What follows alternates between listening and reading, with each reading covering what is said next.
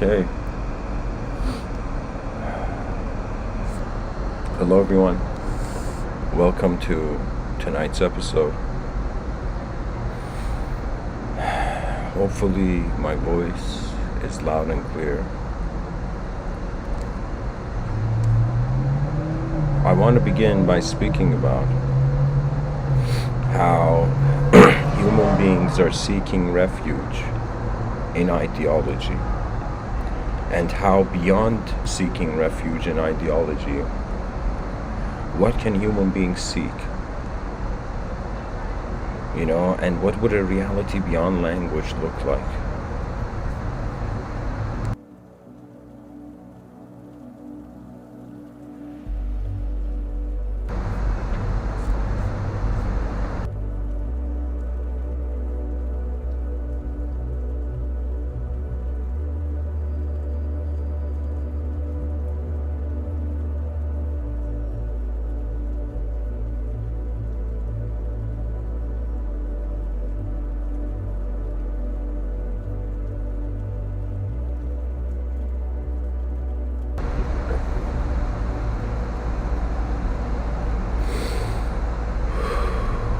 I'll begin here by saying that we, as creatures on a rock in the middle of nowhere, went through a phase in human evolution where the movement of objects was similar to truth.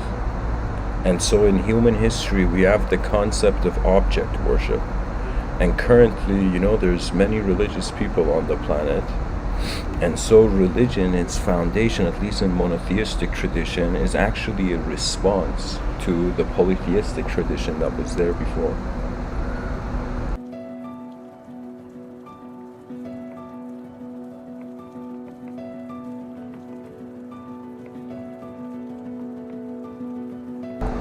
One can say that there is no idea that is in its own world, and most ideas, most things that happen in this world are a response to what has happened before. Human beings used to, before religious ideology at least, they used to be pantheist. And what that means is that before human beings began looking at words and language as a holder of truth, or instead of seeking refuge in language, human beings actually sought refuge in truth being an object. You know how many people on this planet have felt what they have seen as truth?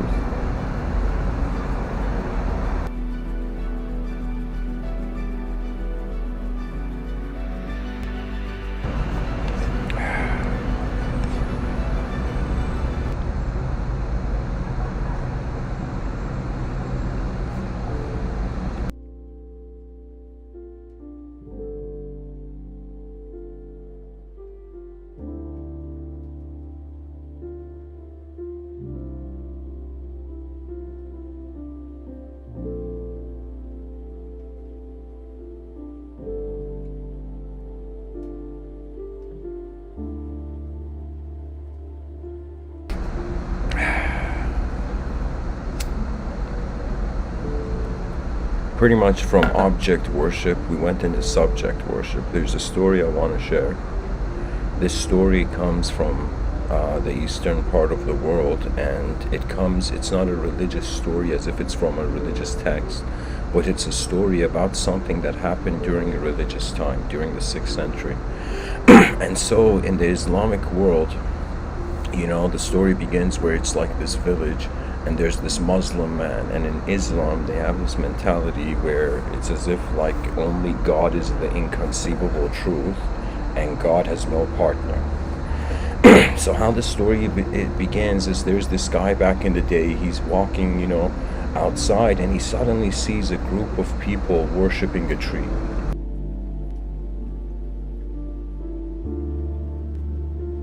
Like legit, he sees a group of people just, bowing to a tree repeatedly, taking turns, and never leaving the tree.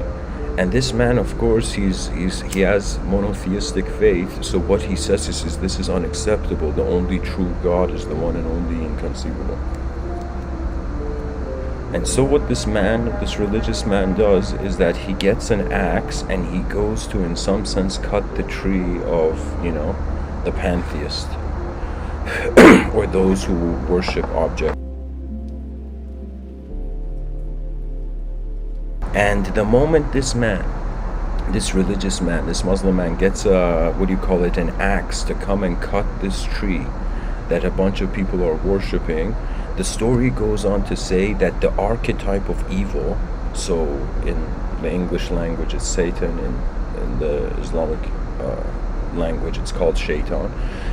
So the archetype of evil, or of the embodiment of chaos animates. So the story goes, Shaitan and the Satan in human form comes to this man and he says, I'm not going to let you cut this tree, as if there are forces protecting the ignorant and there are forces protecting clergy. So what happens is Shaitan, the archetype of duality and chaos, appears, and Shaitan says, I'm not going to let you cut this tree, and this guy says, I have to cut the tree, there's only one truth, and they fight. And so this is the first fight that happens, and what happens is that this person beats Satan in human form. And so when he beats him, that means Satan in that moment says, listen, don't cut the tree. Instead, every night I will put 3 gold coins outside of your door. And this guy, through the theological, I would say in theological circles, they perceive the archetype of, let's say, the fallen angel, in some sense, what's the term I need to use? They see that it's like evil attacks your character. So what happens is Satan in that moment tells this man, listen, don't cut the tree that these people are worshipping. Go home, every night I'll put 3 gold coins and you'll have all your financial problems gone. And this man is about to cut the tree, but he's like, oh man, I could use the money. So he stops cutting the tree. And he's like, the coins better be there, and he goes home. And the first night he's waiting, after midnight he opens the door, he sees there's 3 gold coins outside of his door. Again, the second day he hears a knock and he sees there's 3 gold coins. The third day, he doesn't hear a knock and he opens the door and he sees there is no gold coins. So this man's like, nah, I gotta go cut the tree, this is nonsense, And so the next day he goes to cut the tree and the worshippers are there, and then the archetype of Satan appears. And the archetype of Satan appears and says, I won't let you cut this tree. And they get into a fight, but this time Satan in the human form is way more stronger than this guy. That means it's been 3 days, and first time the guy won when they fought, now Satan wins. And so the guy's like, how is it that 3 days ago I was stronger than you and now you're stronger than me? And this is the moral of the story, where Satan looks at the guy and says, before you were fighting for your truth. The second time you were fighting for your desire. As if they're 2 different ways of intending being.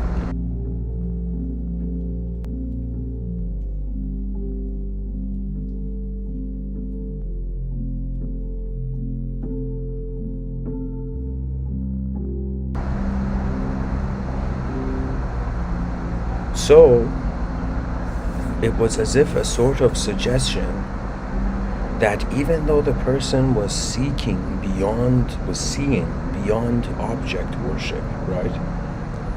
This life is not about just what we look for, it's about our attitude towards the things that we see.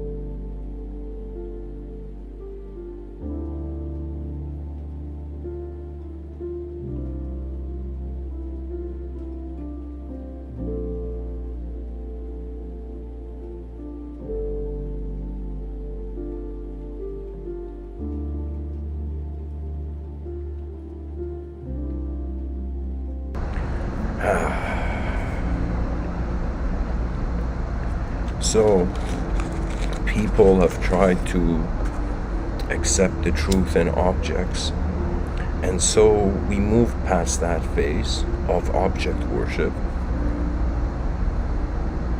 But something strange happened. Human beings went from idol worship, I say it, that we went to ideal worship. And this crazy thing is, ideal worship has not stopped.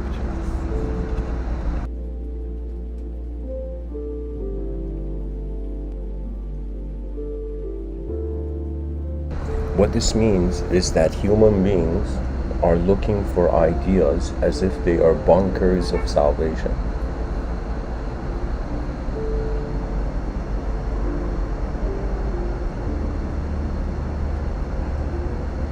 You know, it's kind of like, what do we do in an unknown world where there's a fear of what will happen?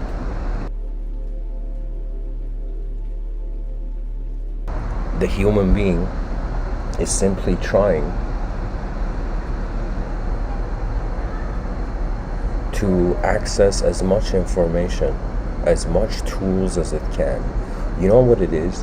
Honestly, being alive as a human being is literally like opening your eyes on an island, but it's an existential island in emptiness. So what that means is, just like a Castaway movie, the island was surrounded by water. When it comes to the human psychology emerging in the world, it's as if existence is our island,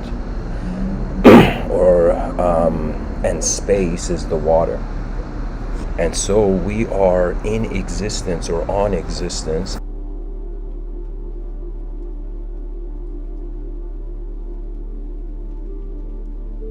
And what does a person do when they're stranded on an island? They survive. They try to find as many tools as possible, whatever is accessible. So really, human beings are actually, I feel, we're all looking for tools. We're all looking for whatever makes the journey smoother. Now, the issue is that people feel ideology's promises are true. You see, language is a reality upon a reality.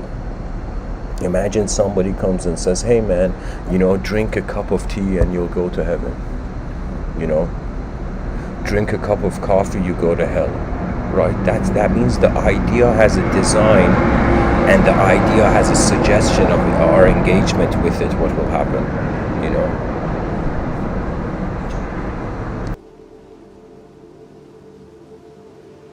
And if the person seeks refuge in the idea that drinking tea gets you to heaven,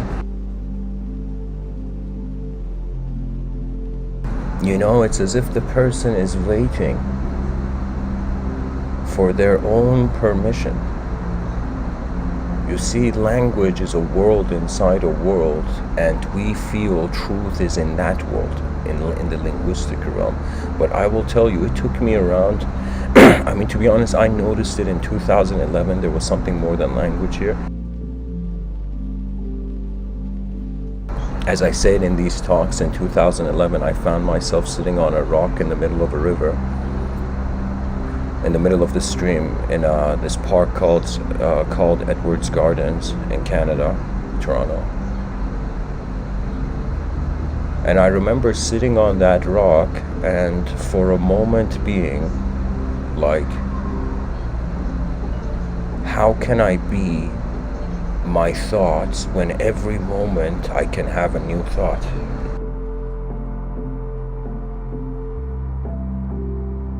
That means, imagine somebody says, think of yourself, and the person thinks, and they're like, okay, I thought of myself, that's me. And then they're like, think of yourself again. And we'll be like, what is this? That means we can have endless new initiations of attitude towards the moment if we just have more of a flexible mind. You know what it is? It's as if like there's the inner realms and the outer realms. The outer realms is like a solid state, just like in chemistry. We have a liquid state of a substance, we have a solid state and a gas state. And in a gas state, the particles are moving faster. In a solid state, the particles are moving slower. So similarly, I can say that if our thoughts move slow, we solidify. if our thoughts move really fast, and this is my personal theory in regards to another route to enlightenment, that through the advancement of communication, one at some point in maxing out their intelligence will discover their intelligence inseparable from the intelligence of everything else. Object worship was like a solid state being truth, as if truth was a solid. Language worship, idea worship, it's as if truth being liquid. And when we make truth synonymous to that which is directly experiential, that's like the gas state. That's like when I say you are a presence, not a personality. There is no individuation to break, to in some sense change or start. It is in some sense whatever we are, it is being before it is doing anything. That is the ultimate gas state.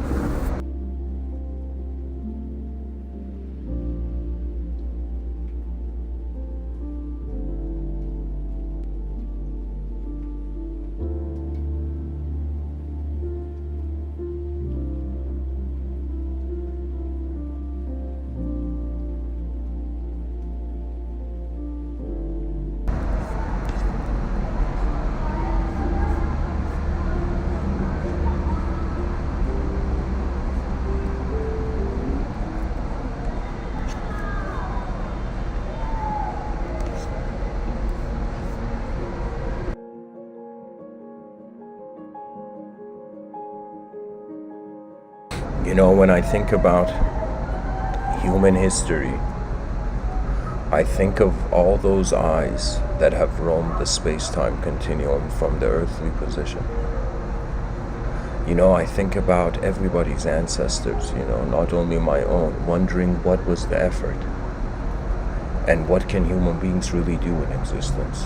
The greatest clue that we have is that we are here to experience life, and most people and believe it or not, most spiritual people, I have spoken to, they believe life is kind of like a school for improvement, and you in some sense graduate to new levels of awareness. Eventually you reach a point where the world doesn't have to change, as if man has climbed Mount Meru and found Loka within.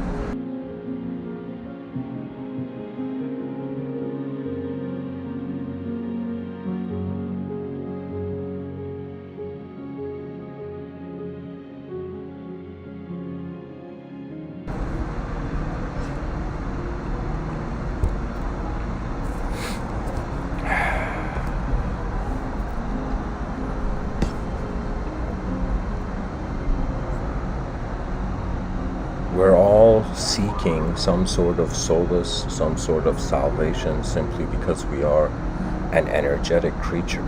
It's as if nobody wants to be tired. At the same time, you can say when it comes to the energy of the mind, it's as if people want to go to heaven because the moment they get to heaven, their job is done.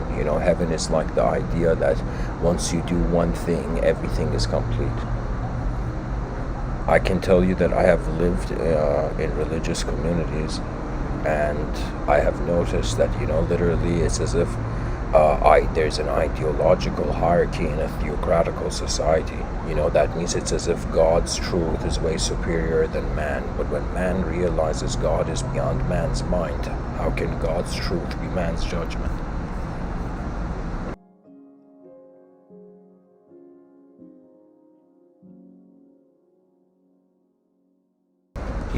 It's as if just like a person is a refugee from a country, and there was a friend, a work friend I had by the name of Misha, this Russian guy who his mother had he was pretty much being like a refugee taken out of the country, and his mother was a flight attendant, and his mother puts him into one of the bathrooms of the airplane and says the bathroom is out of order, and he in some sense immigrates to Canada, and in Canada they find this crying kid, and the mother has to leave. So similarly, I feel human beings, we're not just traveling in physical reality, we are also traveling in subjective reality. But if we were to say what is traveling, the mind is literally like a spotlight where the world is moving in, and the world is, in some sense, we are moving in the world.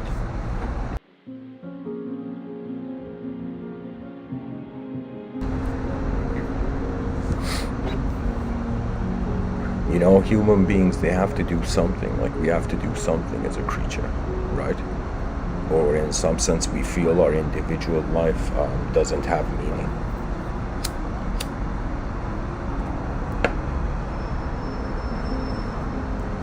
And so what do? We play, right? When you look at nature, when you look at, what do you call it?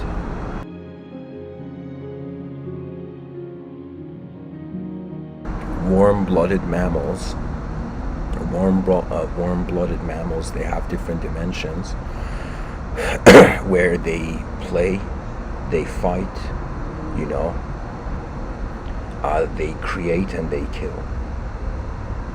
Mammals do this, when you look at animal life, it's as if like every parent should have their children look at, National Geographic, or like the Discovery Channel or Animal Planet or something. I don't know if those channels still exist, but like, because in nature, we understand the relationship of animals is that they don't have subjective law, right? We human beings have subjective law. We have the acknowledgement of independent character.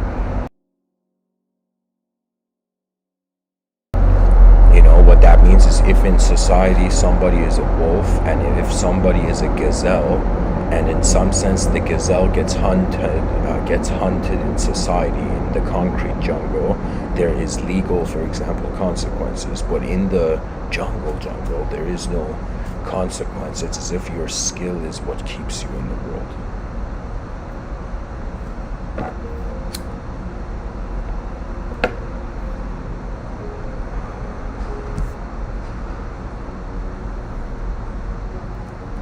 And so I feel we as human beings, we are in some sense fighting in language.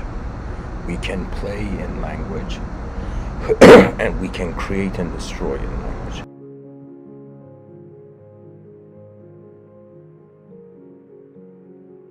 For the first time, I feel like, of course, I don't know how far my voice is going to echo in this world, I don't know if my voice is meant for the ears of the few or the ears of the masses. I don't know. But I feel that we have to begin treating subjects as if they are in their own world. As there are subjects also surviving. Just like an animal survives, ideas are surviving. But how do they survive? They try to stay in man's mind. There was a time where, I looked at religious ideology and there was just pure reverence. But then from a historical, secular perspective, I wondered how many human beings that were born with a unique DNA, but their whole life was reprogrammed in accordance to what happened in the past. That means we as a species have a strange dilemma. We either have to honor our past and keep it around, or we have to live for the future, right? And there's always an opportunity cost. When you try to do something, live for the future, the past, you miss out on the past.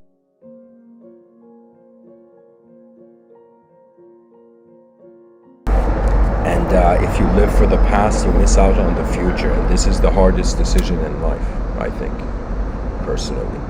That the person at some point is like, okay, am I going to wake up every day bothered by my past, or am I going to just dedicate my attention to the future of something? Everybody is surviving. Why? Because they want to enter the future. We think we survived because the creature was hungry, but I will tell you, we were not hungry for food. We are multidimensional beings that are hungry for tomorrow. That is it. Everybody, if you realistically look at life, everybody's just trying to get to the next day. And what happens to the human brain, the moment it wakes up from the morning, it projects probability, you know. And it's as if, just like the Japanese say, the man is the room he's in, right? So it's kind of like every person is the inner realm, the inner room they're in. Right now, me giving this podcast my personality, my identity, it is not just coming from how I'm just an object in the outer realms. You know, how I have been an object throughout the years has not been just stored as memory and images. In some sense, there have been certain moments in my psyche where this is the fascinating thing about the concept of contemplation and realization and using your mind. Because when a person uses their mind for the first time, something non-physical is moving quicker than the physical. You know, it's as if like there was a power bestowed to the human race. You know, it's as if like one day, out of all the species on this planet, you know, just like Matrix, just like Neo from the Matrix, the human species was chosen. Right? We were chosen for a destiny completely different from all life on Earth. You know, maybe in 1,600 years, we as human beings have built sky cities, and still like birds and squirrels are like just repeating what they're doing. We are the only animal that somehow tapped into novelty, a novelty field.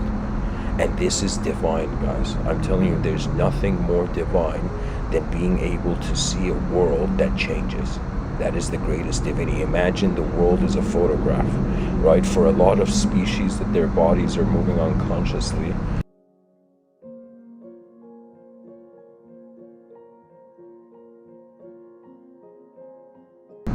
they don't have the privilege of novelty, you know. And the only reason we have novelty is because energy is cooler than words. And to me, it's fascinating because the human being has pretty much like two options, right? We either accept our consciousness or we try to get out. If you're someone who you have suffered, most likely you want to get out of life. But if you're someone who has, instead of suffered, it's as if, let's say everybody suffers, but after a point, it's like, what do you do with your suffering? You know, it's as if like your suffering is an idea that has become a guest in your mind, you know, and so the guest is there for an intent, right? So when things happen, it's as if there's some people who they're like, you know, oh man, why is karma doing this to me? And then there's some people who they don't even think karma is like the problem. They look at life and they're like, what am I meant to see out of this moment, you know?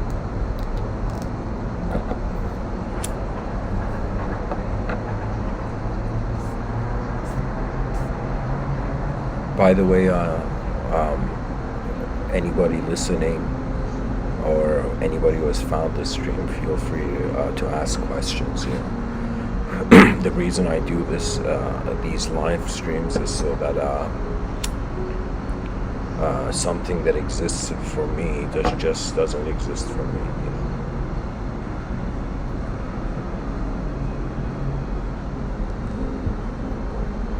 You know, I remember I was, this is years ago, when I had seen this quote from the poet Jalaluddin Maulana Rumi. And this quote had such an impression on me. Can you imagine, like, one day reading a poem and then, like, after you've read that poem, you feel like a new dimension of your, you know, soul's character has been found, you know. Rumi, this poet from 700 years ago, he says, I died as a mineral and I became a plant. I died as a plant and I rose to animal. I died as an animal and I was man. When was I less by dying? Why should I fear death? I shall die once more as man, to soar with angels blessed. But even from angelhood I must pass on to that which no mind has conceived. That means, imagine evolution. This world, let's say, sure, you can say it's a school, but the higher levels of the school are not object-subject based.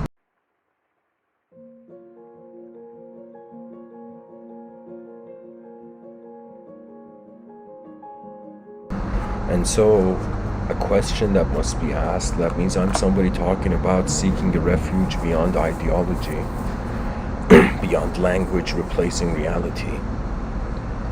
But a good question is like, I'm just imagining if I was hearing my own talk, I'd be like, okay then, Mr. Within, if it's beyond an object and it's beyond a subject, what are we seeking refuge in? And the only answer I have found, and I think it's a good answer, is that if the object and subject are external based, we must look for a moment in our life where the conditional is being seen alongside another intelligence. What I mean by this is we gotta realize we are watching our life rather than just being it, you know?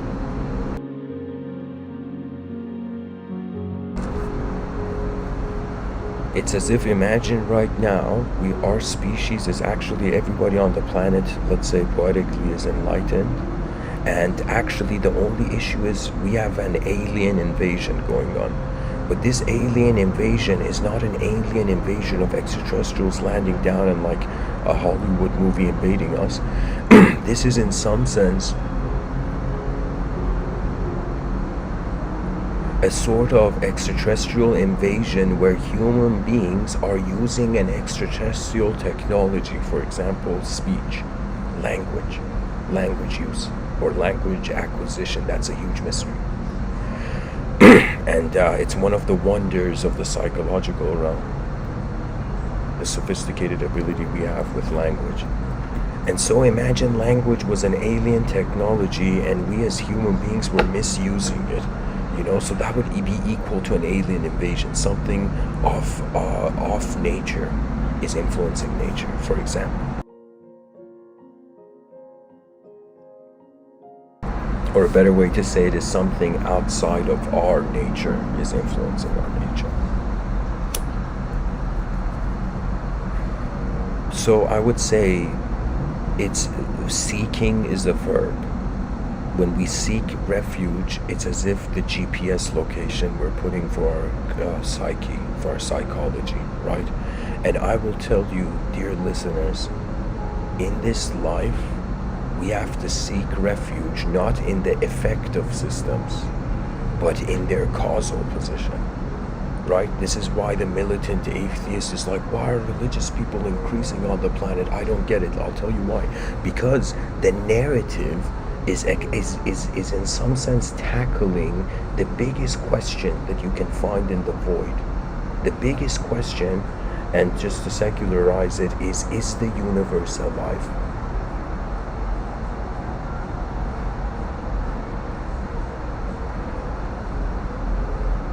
And what was the God that Einstein believed in, you know, or the God that Baruch Spinoza believed in? It was not a God of language. It was not a relationship of a salvation of a creature even, right? It was just a realization everything is happening. The whole, it's as if like life is alive and we haven't noticed.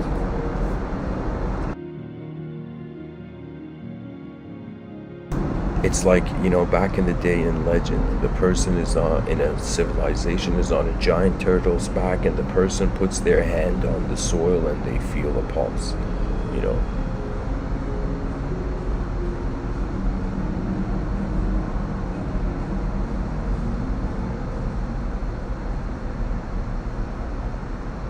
The reality beyond language I have discovered is a complete momentary observance of the inner realms and outer realms.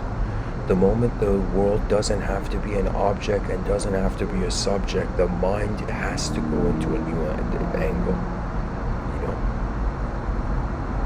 So it's kind of like we start off in a dualistic system. Now, if we reverse engineer, we come to oneness, and if we keep reverse engineering, we come to emptiness. And if from duality we just keep expanding, engineering forwards, it would be in some sense, you would say duality goes to infinity Infinity goes back into the void, and then from the void there is a singular archetype, and then duality arises from it.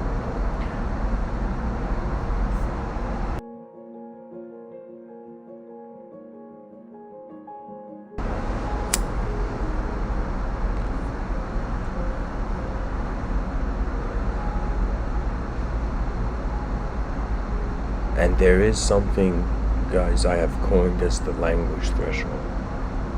I personally feel this is one of the most important ideas on the planet. That language cannot contain it all.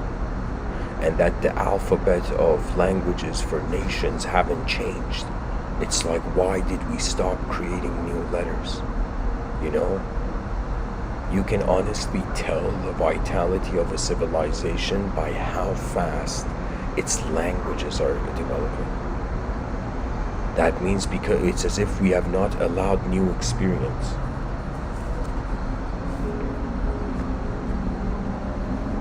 Because language comes from experience, guys. What I mean is, like, somebody builds a shovel and then they're like, what do we call it? And somebody's like, shovel, you know. And so something of existential and experiential value has a symbolic citizenship in another dimensional level.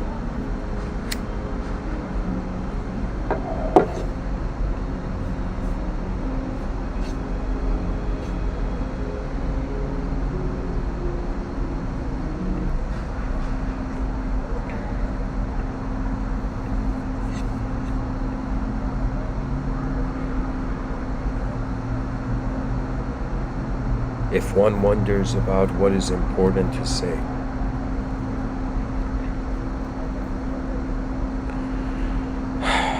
what can be said, I can pretty much, as a communicator in this moment, comment on objects. All I can say about objects is that they exist to change. When it comes to subjects, I can tell you they are experienced to exist. That means if a person closes their eyes and then wonders about who they are and what the purpose of that awareness is, you'll see the awareness of the mind is in some sense to just touch everything in the... Here's something hilarious. Imagine a person is walking in a museum, and in the museum it says no touching, right? No touching, like the stuff in the museum. Now, what's fascinating is our mind, like a sun, like a small sun inside a room.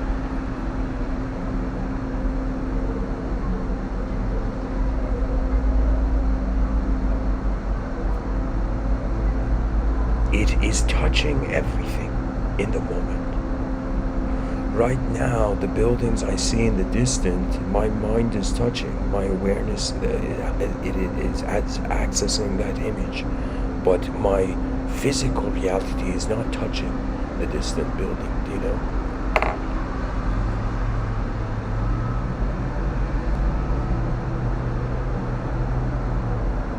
For the first time, you know, I never thought, you know, usually since childhood, I'll be honest, like I just wanted to be a soccer player.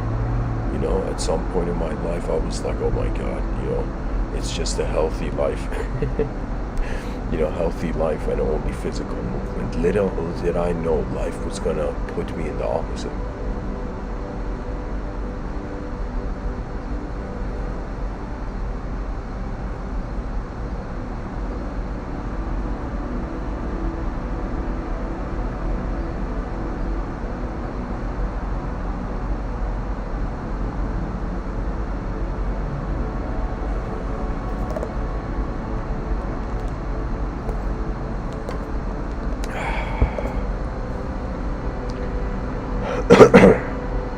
And so now that I find myself as a creature, as a person on this earth who has moved as a mind a lot, I will tell you that the mind is the freedom beyond language. That is what the mind is doing. It's as if our body, it's in a world where it's as if our body is in two worlds. It's in the mind of the world, and then it's in the mind of ourself, right? It's as if the body is in two dimensions, a personal and an impersonal one.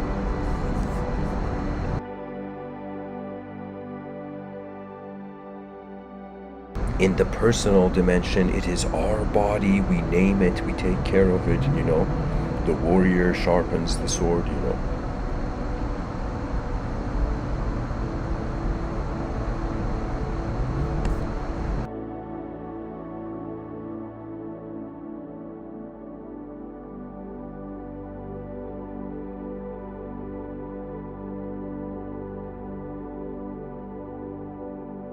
But in the impersonal dimension, it's dehumanized in the sense that it's inanimate.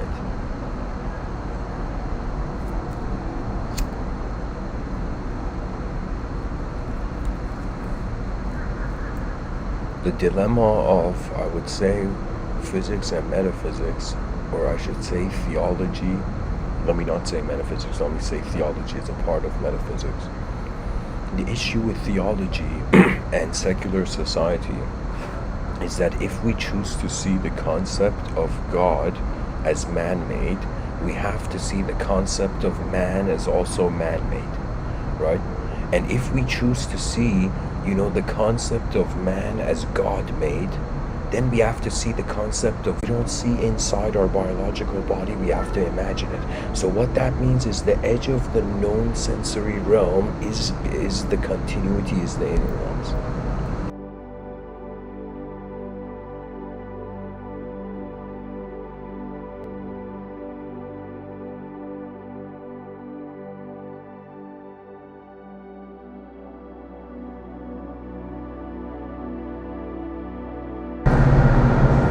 You know, it's as if the body's greatest enlightenment is the mind, or I'll say it this way. For a physical creature, its greatest enlightenment is to realize the non-physical mind. For a non-physical enlightenment is to realize they are the world beyond category. And for those who are beyond the language threshold, that means there's some people, like right now, I'm talking in an incredibly multidimensional system of existence, right? Now, my audience is not just people from the outer realms. And what I mean by this is that I personally fathom that an advanced civilization, like just theoretically, if we theoretically took this idea forward, we'd be like, okay, let's say in the future there comes an advanced civilization that has an incredible ability to create a transparent civilization, to create a sort of civilization that has mastered invisibility. The civilization is updating so fast it cannot be seen. It's as, imagine a civilization advancing at the speed of light. It's as if, like, we know we're advanced, but we can't see it. Right? So imagine a civilization, another way of saying it.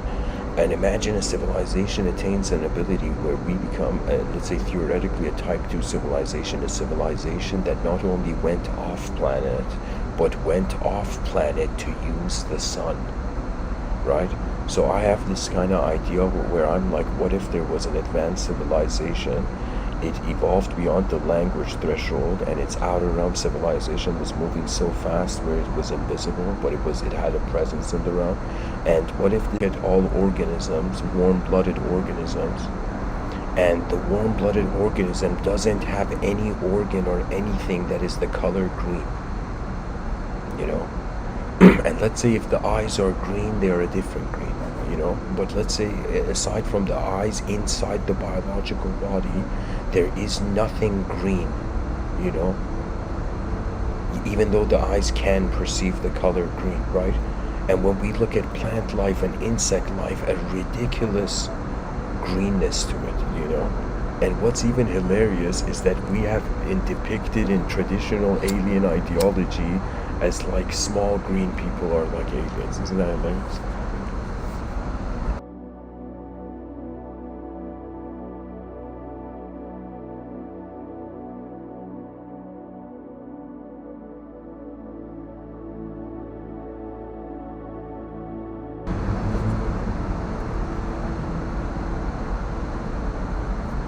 But these are, of course, all theories, guys. The best theory to have is that the world is so big that truth has no obligation to fit in our small brains, right? But if the brain is treated as an antenna, it can get glimpse of universal eventhood, intelligent universal eventhood. And then it's as if it's like the concept of the multidimensional becomes how, like, in the microcosm there's a character in a story, in a macrocosm it's universal forces at work. So true intelligence of a universal nature goes beyond personality. That means it's like, who said that the human archetype can access the universal archetype? You know, it can only be a part of the universal archetype. Inside archetypes, when you go to see an archetype, you see it was made from different archetypes. You know, it's not just like people that are born out of, you know, a man and a woman, you know. It's as if ideas have a sort of strangely positive and negative component in how they come into existence, you know. And on this planet, you know, we have the privilege of having light and darkness, right? So I can say the reason why we have a dualistic psychology is not because even it's language's fault. It's just that in existence, what has it been? We're on a rock that is spinning around itself, and the sunlight is hitting it on and off. So pretty much the psychology of all creatures on the planet, I call this in one talk the on and off switch effect, you know, where literally it has been on, off, light, no light, world, no world, no world, no world. And so the creatures, what the hell is sleep? We're sleeping because it wasn't 24/7 sunlight, you know. If it was 24/7 sunlight, probably the type of creatures that would emerge would be sleepless creatures, you know. So it's kind of like how in metaphysics there's 3 branches, and one of the branches is cosmology. And in cosmology, it's how the cosmos is creating the space that we even have to wonder what comes beyond the physics. That means the idea of the world, the geometry of the story we're living in, you know. A designer can get out of any simulation instantly, but anything else that identifies with an emotion, that means I would say there are blind emotions and there are conscious emotions, I could say. So I'll give you an example of this. A blind emotion can be an emotion that arises just from your inner realm, you know, because of something moving in your inner realm. Let's say somebody says something to you, do you know, and the person gets upset. That upset is actually a blind emotion. Why? Because the personal feels it can be what others say, you know. It's like that moment where somebody's insulting you and then their insult gets abstract. The moment it gets abstract, the person's like, okay, this person doesn't even know what they're insulting you.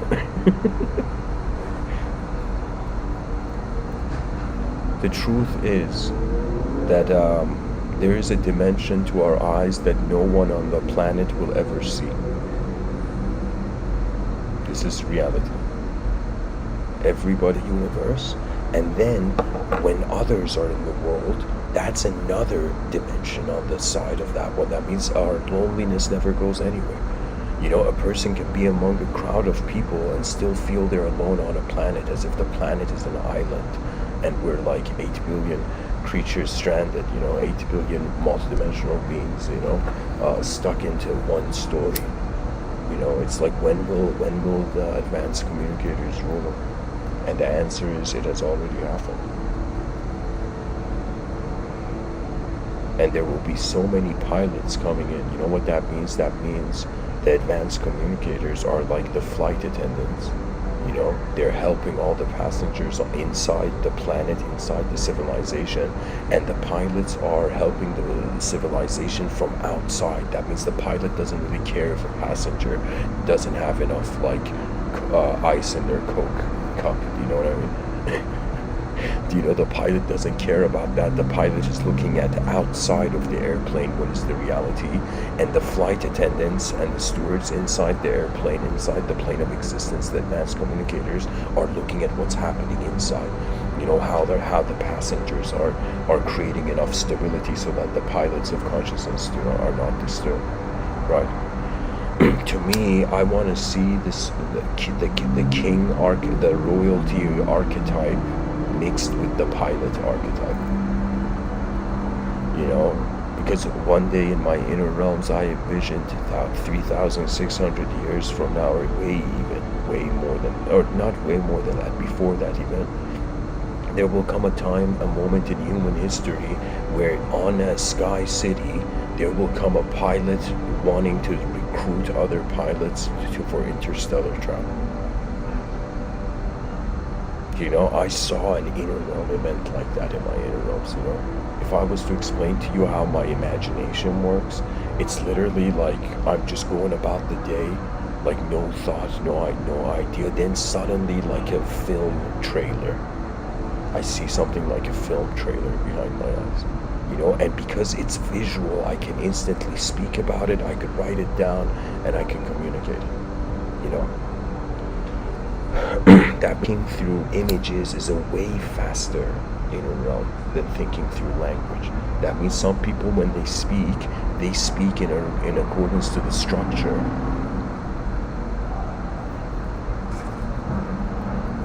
They speak in accordance to, like, all right, how should the words come? For example, I believe in Japanese, the noun was at the end of the sentence. I could be wrong. So there's a special sentence structure, but if you notice when I give these talks, I am kind of acting as if like a bit of a time traveler and not caring for how speech is. For me, it's literally like there's a film behind my eyes, and the words that I find to say are just me noticing that image and quickly sharing the word.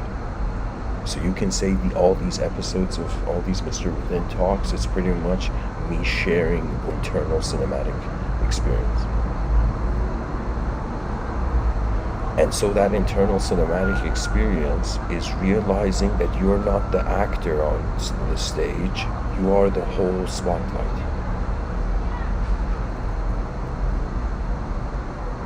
So I hope people understood what I said.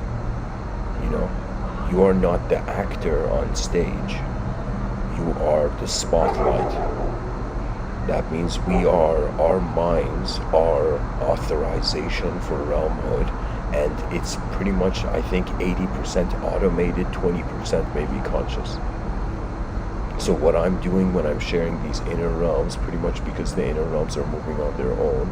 So think of it this way. Think of it as if when I'm what Mr.Within is doing in these talks is like I'm just doing nothing, and then my inner realms are already moving at a fast pace, and when I can envision my inner realms, that's when literally, guys, it's its own rhythm. We are literally, it's hilarious. It's as if awareness is surfing the contents of consciousness. It's as if the person in the middle, let's say somebody is doing a parkour trick, and the person does a parkour trick and it's a next level trick and they pull it off, and in the middle of them in the air while doing the parkour trick, in that moment they're like anything is possible, and that's the same state as divinity. You see, in when it comes to the context of unknown intelligence and what is its sacred value, it has to do with what archetypes the human beings considers important. If we consider non-physical truth to be important, nobody has to really care about the earth. Let's say right now we're all eternal beings. Nobody has to care for earth. It's like, who cares, It's like eternity doesn't get bothered from temporal destruction. But I'll tell you, it's like that's not the proper view. The idea is that if the artist, let's say you're someone that you're just a moment where you've opened your eyes and you have a pen in your hand and there's a notebook in front of you and you're midway of writing a novel, right? So it's as if you find yourself in that moment, you'll suddenly be like, okay, there's a pen in my hand, there's a novel being written. It's like the purpose of life is as obvious as what is given to you to be something,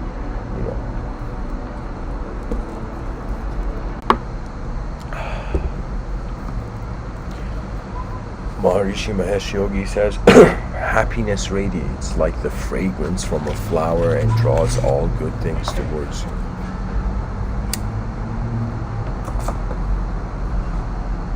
Maharishi Mahesh Yogi says, whatever we put our attention on will grow stronger in our life. Maharishi Mahesh Yogi says, problems will disappear as darkness disappears with the onset of light.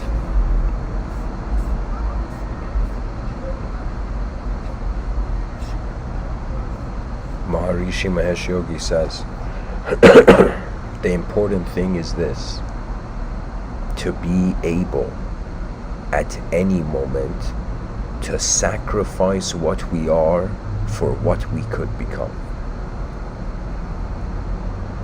Aim for the advanced, ladies and gentlemen. Aim for the advanced. There's nothing else really you can do here. Maharishi Mahesh Yogi says, life finds its purpose and fulfillment of happiness. And the bigger the world is and the more efficient our technologies, the more happier we are. That means we know that when a person in life attains some sort of organized cultivation of intelligence, happiness is when when the airplane is being piloted smoothly. Sadness, chaos, hatred, these are when the airplane of existence, the free will is not piloting well, and so the airplane is shaking.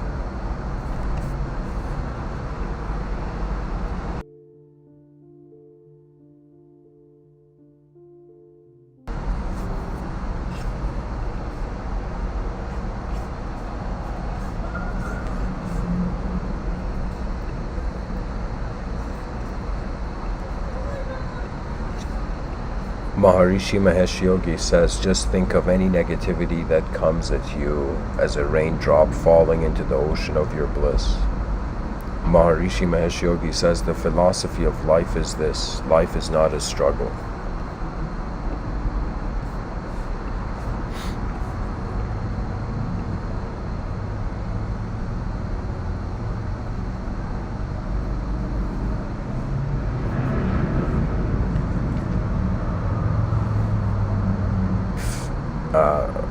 It's not a struggle. I'll read that again. The philosophy of life is this: life is not a struggle, not a tension. Life is bliss. It is eternal wisdom, eternal existence. Maharishi Mahesh Yogi says, being happy is of the utmost importance.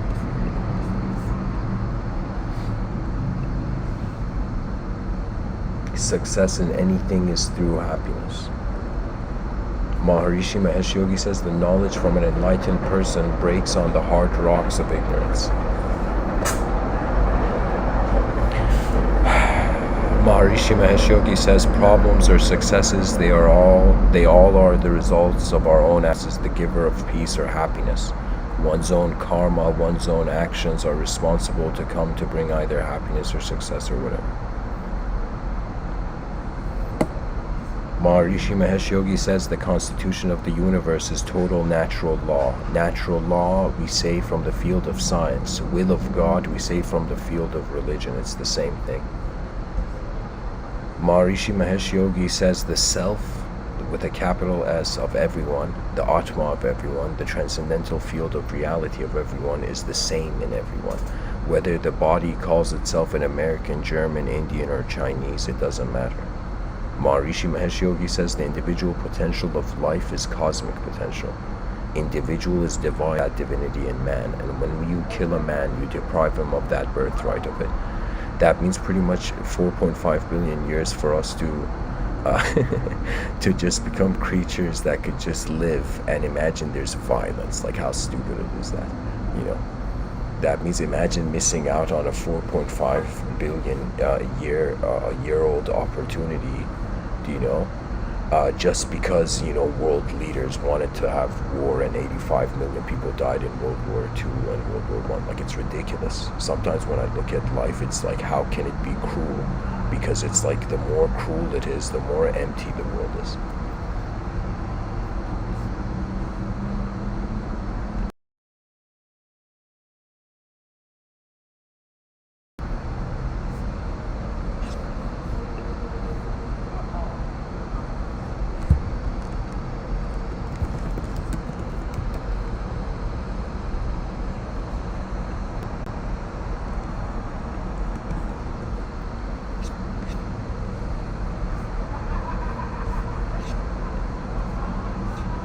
Maharishi Mahesh Yogi says, when the conscious mind expands to embrace deeper levels of thinking, the thought wave becomes more powerful and results in added energy and intelligence.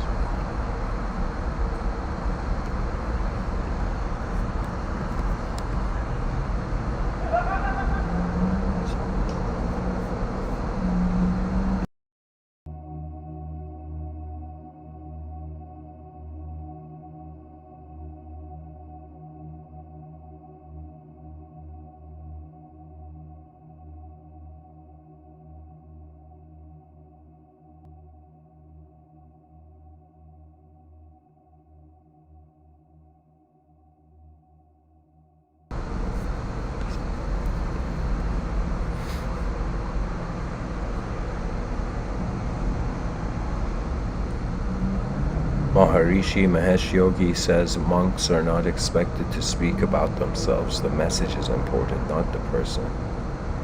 Maharishi Mahesh Yogi says in the process of evolution, the body lasts for some time and then will take other body and diversity is transcended. Until the final redemption from diversity is transcended. Guys, the final redemption is a singular realization. The diversity is the dualistic nature of reality. That means when you realize your whole life has just been one moment, that means everything that our ancestors have done, everything that the future generations can and will do, as Albert Einstein says, we created time, so everything doesn't happen at once. Everything is being at once. That means if time is an illusion, there is no such thing as memory. That could totally shift things.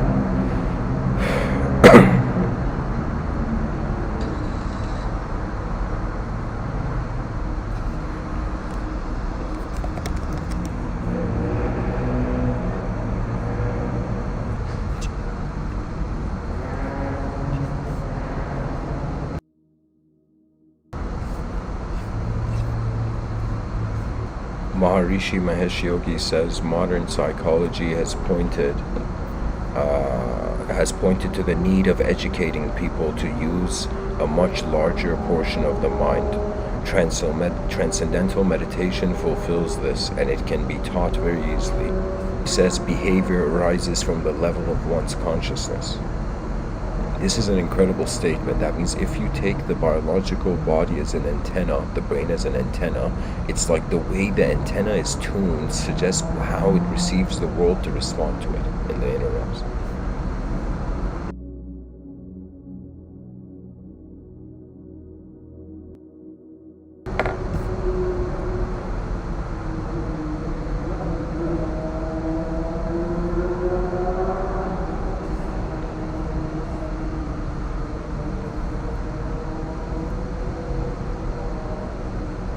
You know, guys, I'll say this thing. There was a man, a yogi by the name of Shri Prabhupada, who started the Hare Krishna movement, and pretty much he was a 70-year-old yogi who wrote a bunch of books, put them in a bag, like in his luggage, you know, and he got into a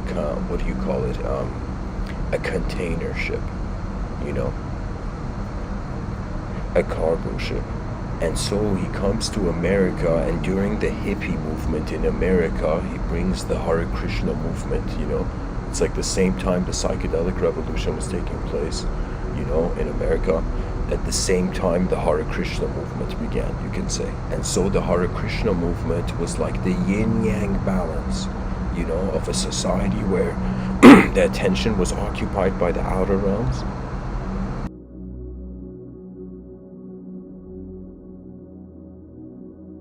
And then Shri Prabhupada brought the Hare Krishna movement, which was a sort of response to the, you know, bewildered beast in the outer realms, you know.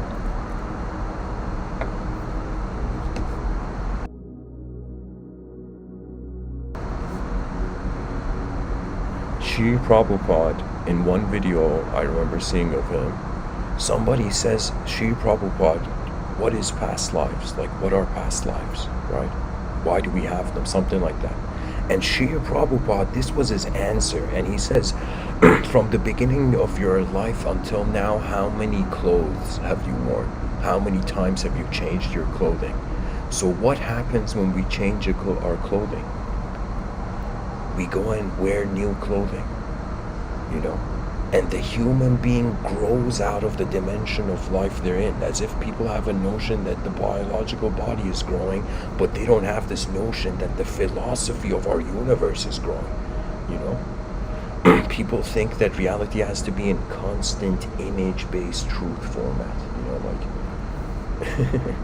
it's like, you know, the life is a film, but, you know, linguistic truth, you know, and it's like just a photograph. That means anybody who's taken by linguistic truth, possessed by language, you're living inside a photograph. But a belief is a photograph, and a disbelief is literally like an empty photograph. It's just like an empty piece of paper, you know?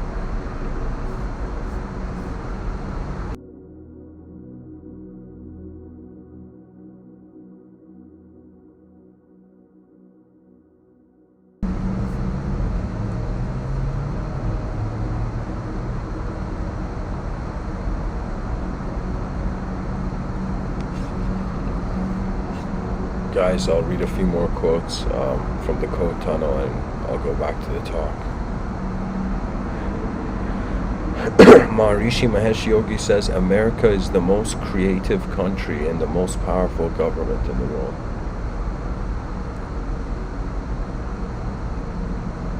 Maharishi Mahesh Yogi says, I let people make remarks about me, but it doesn't touch me, all those remarks. Maharishi Mahesh Yogi says, managers are the most creative people in the world.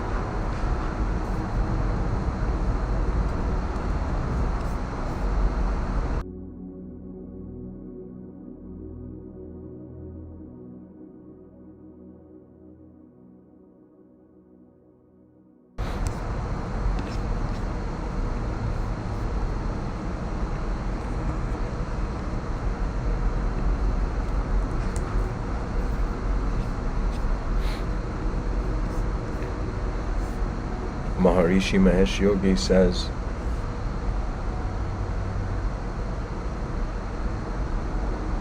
the kingdom of heaven is like electricity. You don't see it, it is within you. Maharishi Mahesh Yogi says, there is one unity, unified wholeness, total natural law, and the transcendental unified consciousness.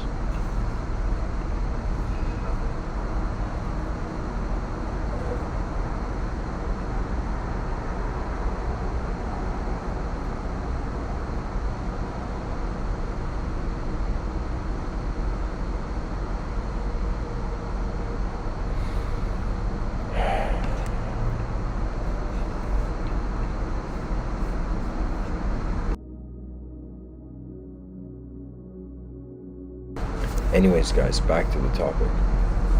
Seeking refuge beyond ideology. Right now it's 2021. We find everybody treating themselves as if they're one individual with one individual mind. Now that I'm talking about the inner realm, outer realm, this is a suggestion.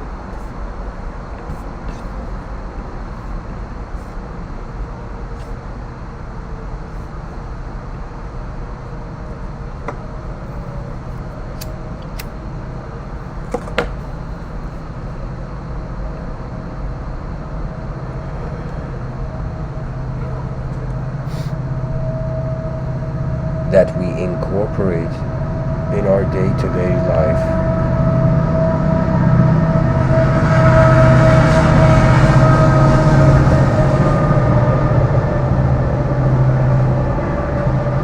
More than just a dualistic and void archetype, you know.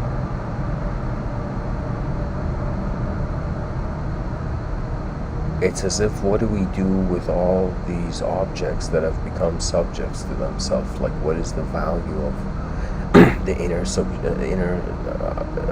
subjective realm?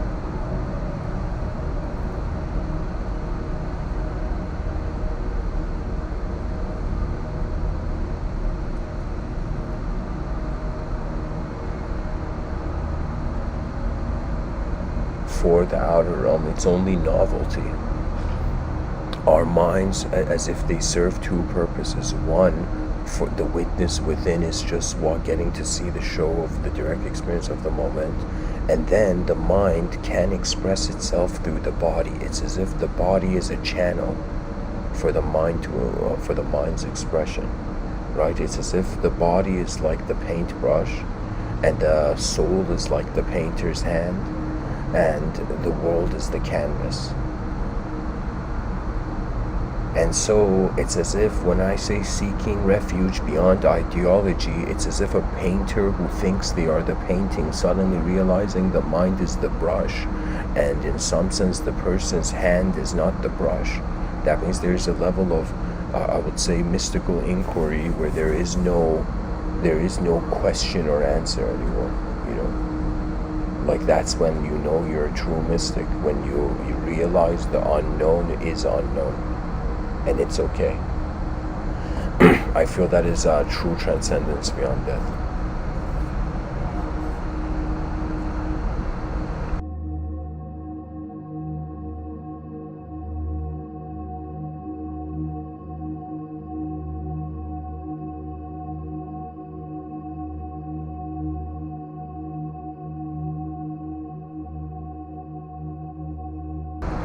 Before I end this episode, guys, I want to read something for the audience.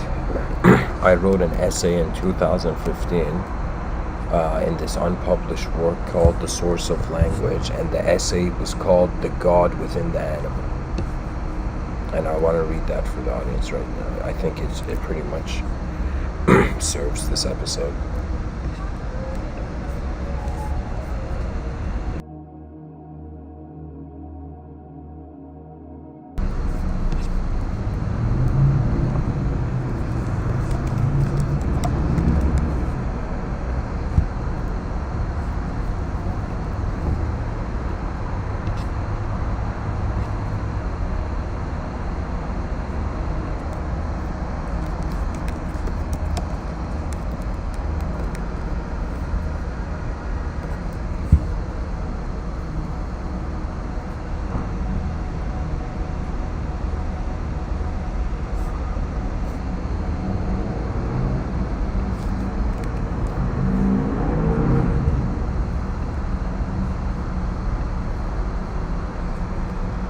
I'm just looking for the essay, guys. Hang on.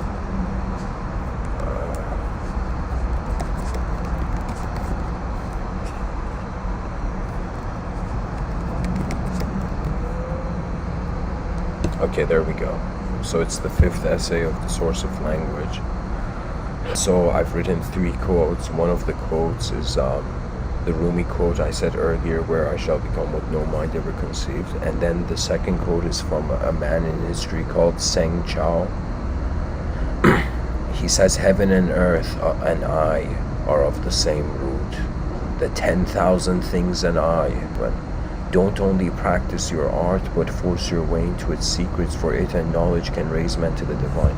So guys, when I wrote this book, for each essay, I ascribed 3 quotes at the top as sort of like guardian quotes of the essay. But anyways, I'll read it for you. The God Within the Animal.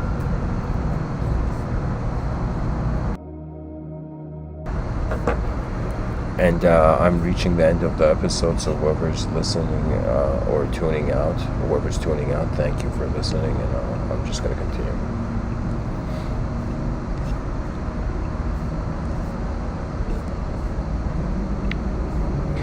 It can be said, so I wrote this in 2015, guys, keep that in mind. It can be said the body is an animal, your mind is God, or rather, your body is made of earth and your mind is made of sky.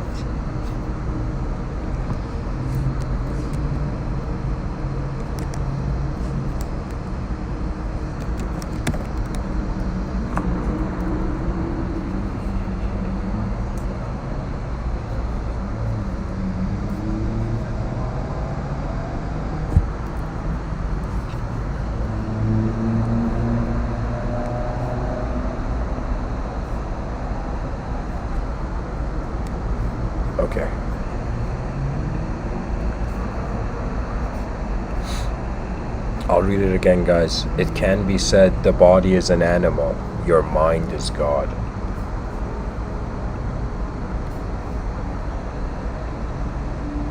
Or rather, your body is made of earth and your mind is made of sky. Therefore, all communication can be said to be the communication and movement between earth and sky, the body and mind, and the animal and God.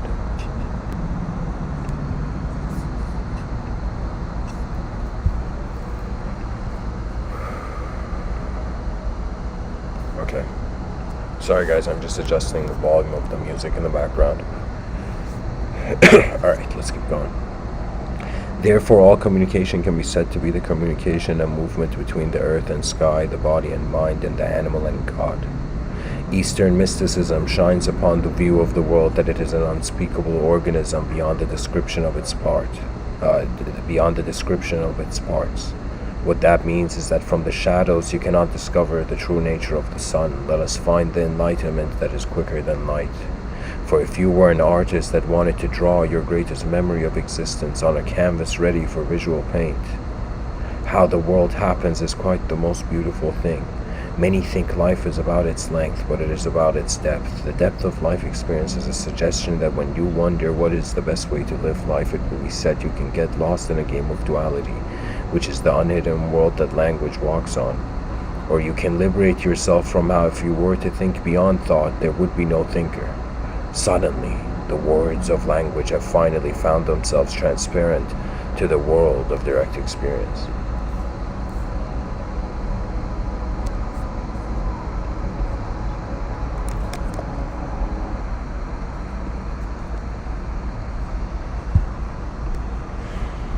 How you acknowledge this moment is important, because every idea that you have on your moment will create an unconscious cycle of karma. In other words, language and art for the conscious self-aware being can no longer be separate. How the moment must be acknowledged is that when you ask who is asking, who is the seer of thought, how is there also here? The source of language is always beyond what the language is. As Mr.Within has said, the letters of the alphabet are not enough. This universe is not a tangible, fixed concept or idea, and it will never be. For as long as we have imagination, science cannot have the loudest voice. A self-reflective, divine, direct experience will suddenly, through the gates of silence and stillness, very intensely tear up egotistical conclusions about reality, in a presence in which if you looked in your morning mirror, you would not see yourself as separate from the universe, but as the whole universe, as one moment of absolute being. You're not just looking in the mirror, the whole universe is. Are the letters in the alphabet enough? Enlightenment is stepping out of time through a self-reflection beyond time. No two people would be one person, for there would just be one person. When you flow with your true nature, that is this whole moment.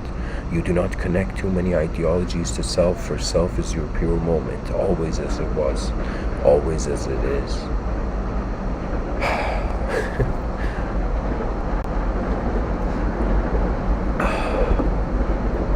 There is no supreme idea of a hierarchical intelligence with anger issues.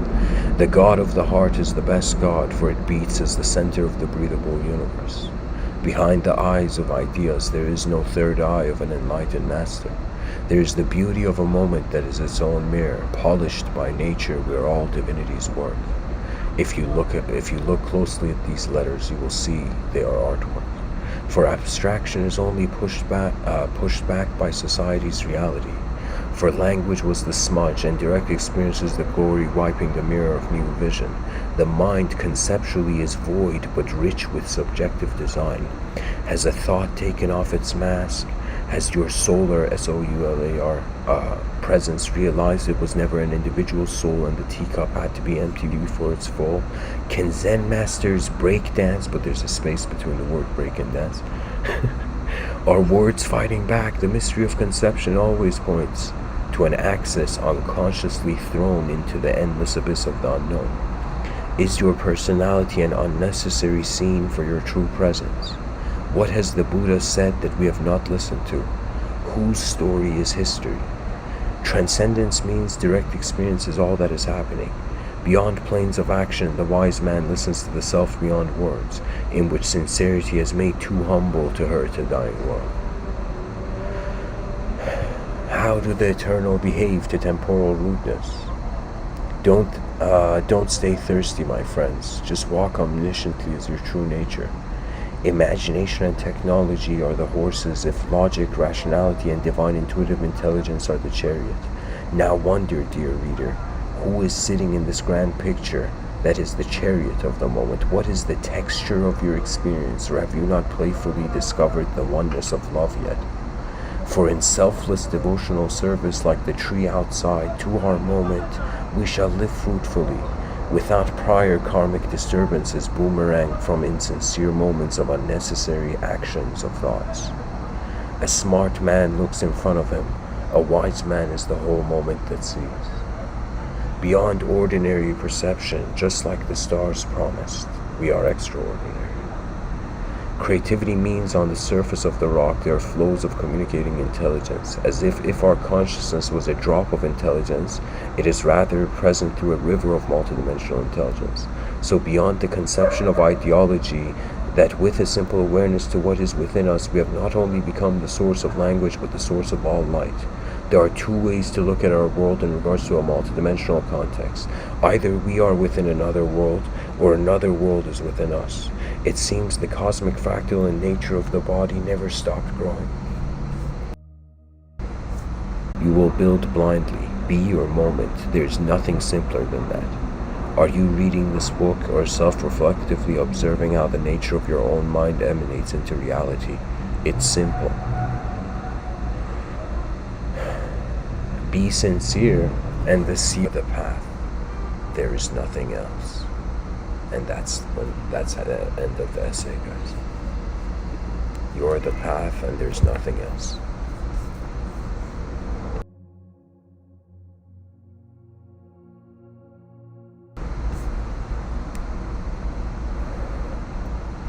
Human beings, they don't just inhabit physical structures. Human beings also live in subjective structures, and all that I'm saying is if we become conscious,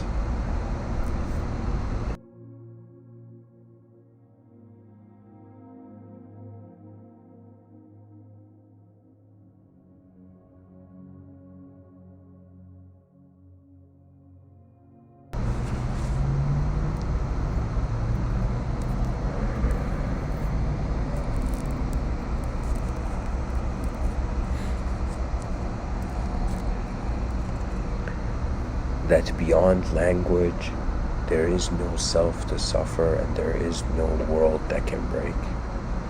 Reality has been just this giant movement. It's been a verb, but we've been taught it through nouns.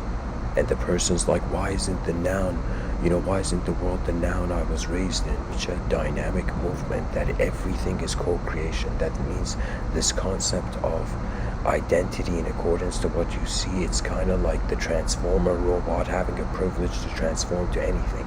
And the human mind has a freedom, like that's the whole point of freedom, is that we have space to pilot in the space-time continuum.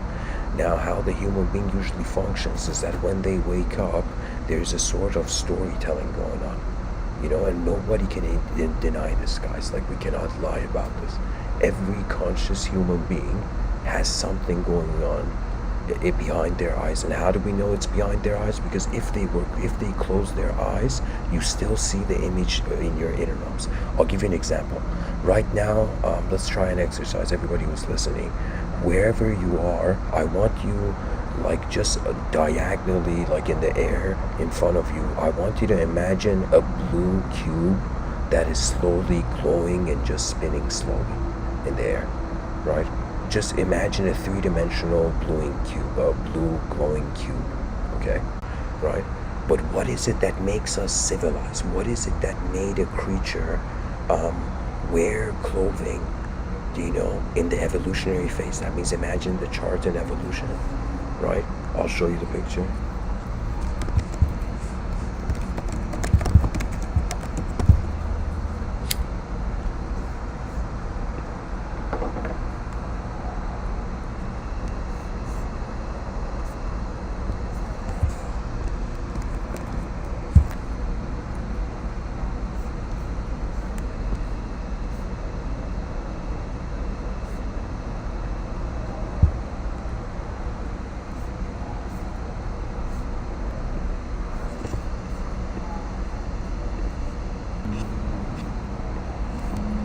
So guys, if you look at the, what do you call it, the video wallpaper, you'll see this picture I've put there of human evolution.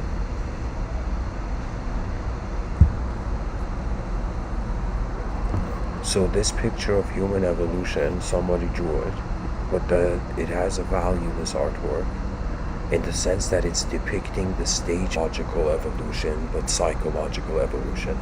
Look at the bottom and look at the ape, right? The chimp. The chimp is like just animal level, but its attention is on something more than an animal. And we look at the more evolved, that means the chimp stood up. The moment we stood up on two legs, it's as if it was the calling of a new level of sight, a new level of consciousness. Then we picked up a weapon to fight violence. Then we built tools. Then we became the modern civilized human being. Right? Like, that's the secular understanding. At some point in the middle here, probably the point where the moment we picked up a weapon, right? That was the moment where language became an equipped, something that could be used. Perception began the moment the idea of a weapon began, the idea of like using something began, right? The idea of tools began. I shouldn't say weapon. The concept of a tool is better than the concept of a weapon. So what I could say, like, or I see beyond duality and I say, okay, let's say we were infinite beings. How would we live in society? If everybody right now was a pancake, civilization flipped like a pancake, and instead of us feeling we're temporary creatures, let's say we were all immortal and eternal and we knew it. We had no problem with immortality because we had remembered it. Especially if eternity is a notion that time is one moment rather than three.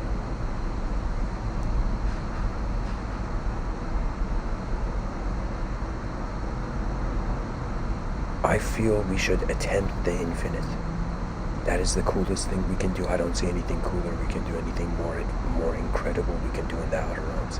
We gotta build an advanced civilization for advanced human beings. This is the greatest victory of mankind.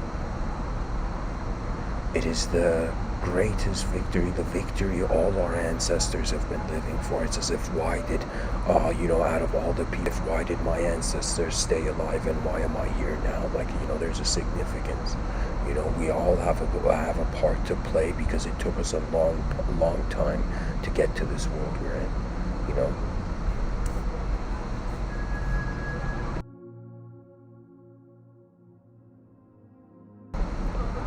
There's a story that the Buddha shares.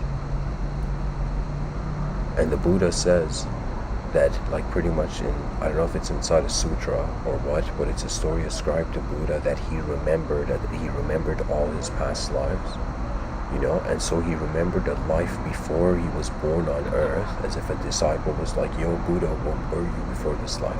And he said that he was in hell. And he was in hell with another character, with another person, and there was a guard in hell, in a hellish dimension. And in that hellish dimension, the guard would endlessly, in a sort of loop, constantly, cruelly make Buddha and this other person that was there in that hell simulation,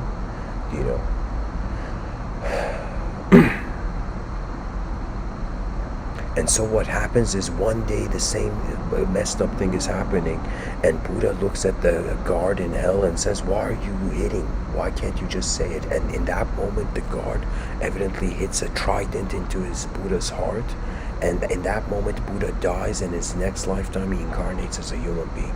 That means it's like the lesser dimensions need to understand humanity. We who have understood humanity and are in humanity require to advance humanity. You see, it's as if a person can have a relationship with their past, or a person can have a relationship with their future.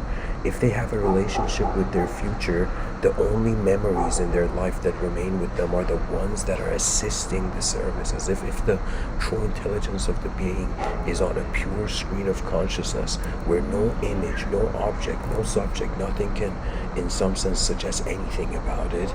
It's as if truth is already being truth. There is no mistake. There is no simulation. What I'm trying to say is that we pretty much have to build Earth as if it's a multidimensional airport. And pretty much it's going to become the greatest, one of the most honorable airports, let's say, in the galaxy.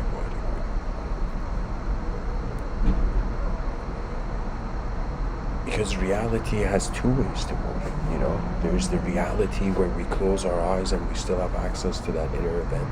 And then there's the reality where our eyes are open and we see them, you know. And what is more mind-boggling, guys, is that when we dream, the body is just existing. The mind is creating a world with the body where you can move and feel and be afraid and whatever in the dream. That means that the mind doesn't need the biological body to create a world and a body where we can move in the dream state.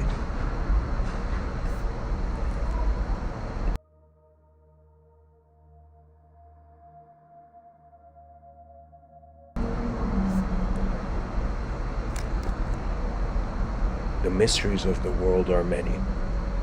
Answer questions, open them. Questions are bridges.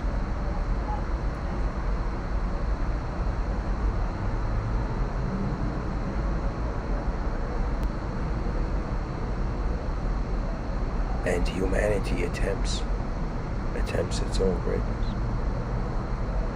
Because what else can we do? You know, it's like temporarily here, so many contexts. It's as if there isn't just a hierarchy to concepts. There's a hierarchy and a giant spectrum when it comes to in what kind of world a concept finds itself in, right? That means when I think about knowledge, you know, most people are like, they don't take knowledge seriously because they feel the greatest source of knowledge is their direct experience.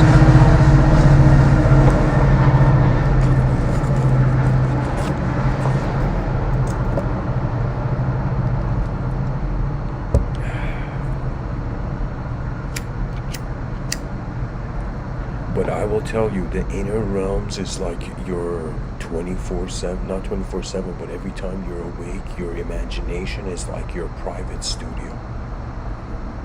And a person can live a life while they're living a life. And they can live multiple lives if the speed of the inner realms increases. That means a person can live one day and they could have maybe, let's say, 100 ideas. Now imagine in the future, in an advanced civilization, the information that comes and goes in the mind of the individual has become so full sped, like it has become literally a film that is being fast forwarded to a point where it becomes inconceivable, so knowing becomes instantaneous. So the brain is copy pasting reality as the inner realm. Now the brain is living in the inner realm quicker than it's living in the outer realm, and so it sees the probability of an outcome, and the human being has an emotional reaction. Or the reaction to that outcome becomes the human being's emotion.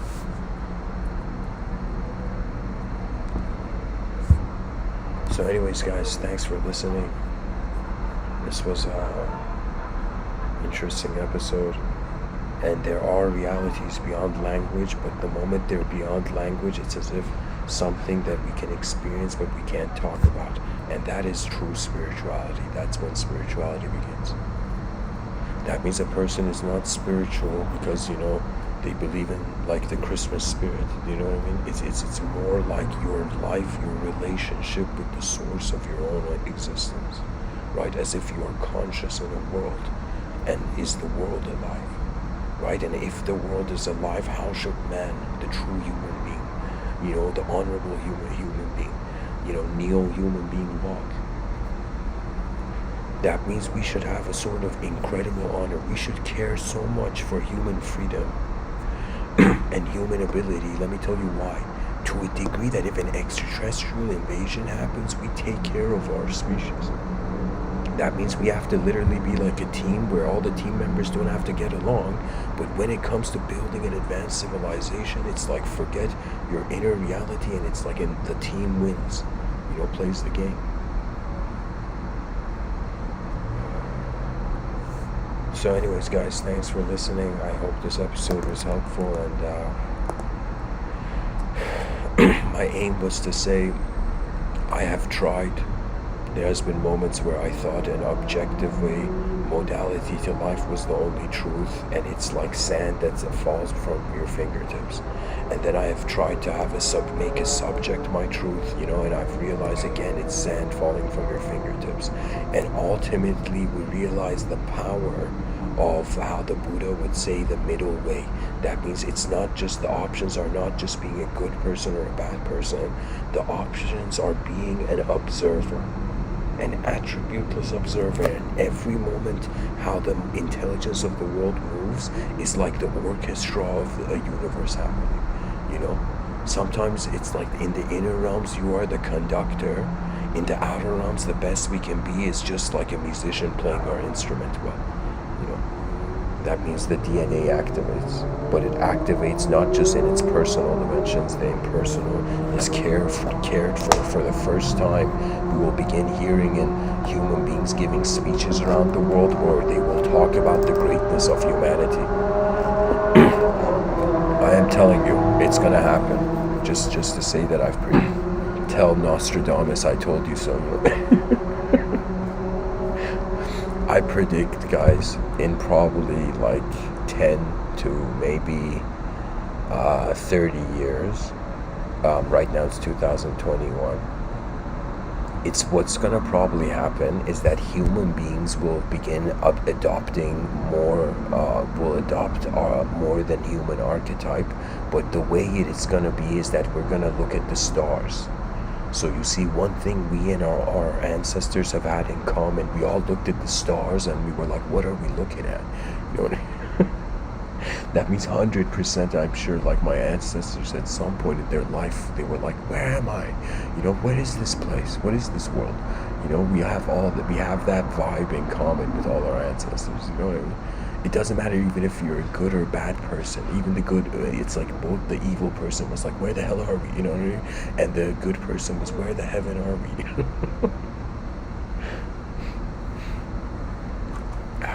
The language wars will end. The advanced humanity will arrive. And the poets that have used words to bridge the gaps.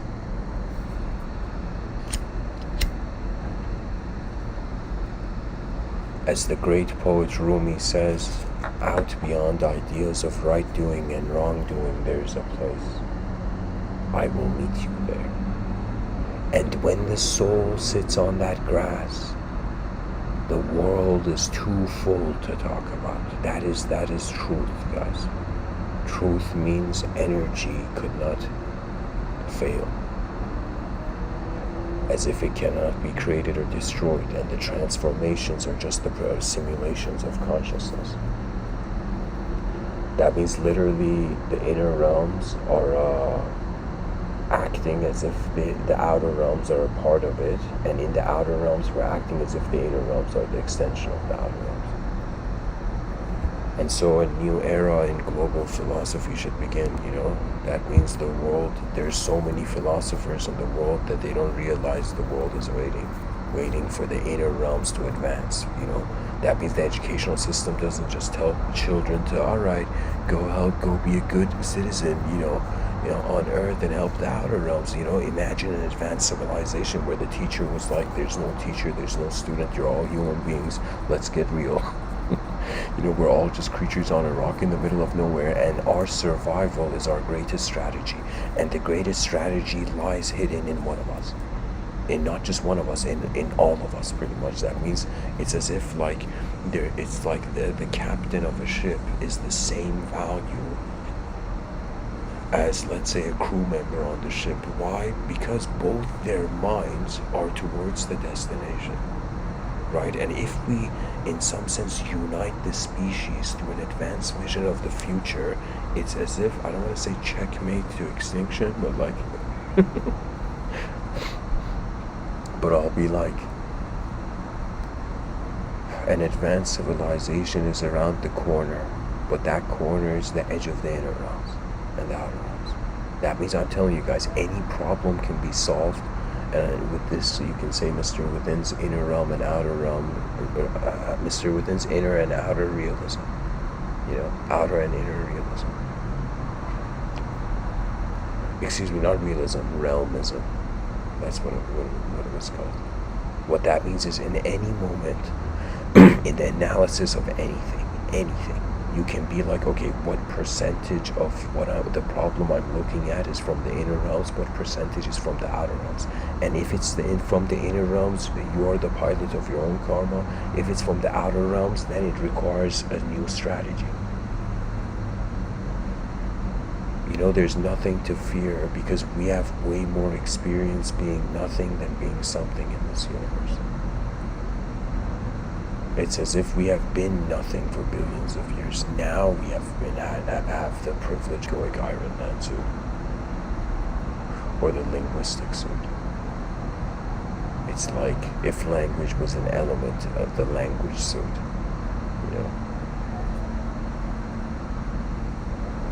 Imagine, I say this humorous thing, imagine Tony Stark is in the Iron Man suit and he forgets for a second that he's Iron Man. And he reaches a certain point where, like, Tony Stark's wife, and let's say they have kids, and the wife and the kids are like, Tony, get the hell out of the Iron Man suit. And the Tony's like, I changed my name yesterday to first name Iron, last name Man. You know what I mean? That means Tony Stark was no longer Tony Stark, he was Iron Man. And imagine suddenly Thor's hammer out of nowhere comes and breaks the Iron Man suit, and Tony Stark realizes he was Tony Stark, right? So the way I'm kind of saying that we as conscious human individuals in human civilization can pilot and function is to treat that, right, our individualism is a suit. And this suit is being suited to the environment. And the environment's vision is the greatness of everything, because that's the only way we can have victory. That means, imagine there's a general who just wants to be victorious, then there's a general who wants to achieve the most advanced victory.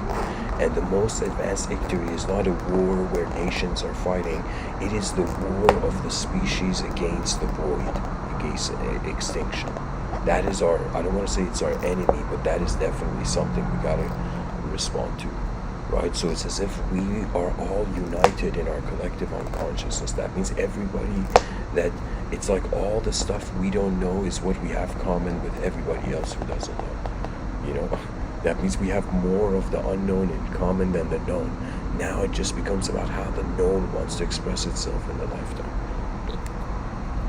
So if we seek refuge in an ideology, that's like the strategy the being is implementing. Right? Language is becoming their truth, right? That means Tony Stark is becoming the Iron Man suit,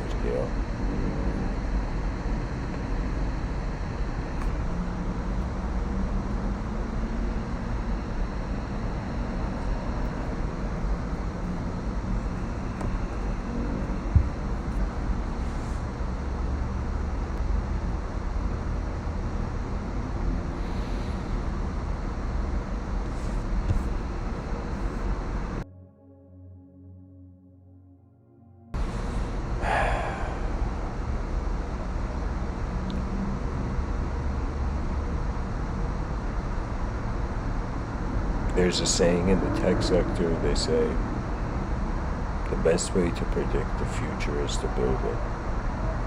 And the best strategy for us to at least have something to do, so many people, in politics say, we gotta create jobs, but the only way we create jobs is by human consciousness going to a new level where it is engaging more of the universal landscape than just the local kind of